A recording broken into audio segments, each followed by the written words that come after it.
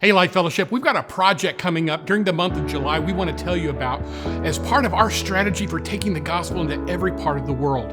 Recently, I was in northern India and I was not allowed to go into certain parts of that country near the border of Nepal simply because it is too dangerous for Christians to go. The only people that can go there are native Indians and Nepalese people.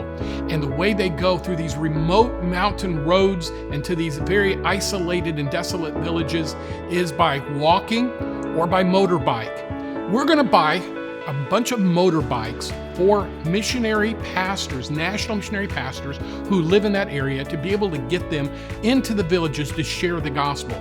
Places that I could not go, you could not go. They would take our lives if we went there, that are so dark and yet they need the gospel desperately. It'll cost between $1,500 and $3,000 depending on the kind of bike we go with, and the kind of bike is dependent upon the kind of terrain that they're going to be traveling.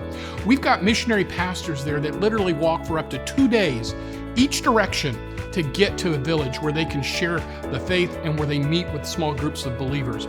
We've got another one who, because he's afraid of how he'll be perceived and so forth, takes various trains or buses up into the mountains and then walks for about 2 hours to the villages where he's ministering. With motorbikes, they're able to alter their routes. They'll be able to go through areas where they cannot be observed. They're able to get there much faster. And simply for $1,500 to $3,000, they can use them for years and take the gospel into dark areas. So I hope you'll be generous during the month of July, as everything that we give in our designated missions offering this month is going to be going to northern India and Nepal to support our national pastors there.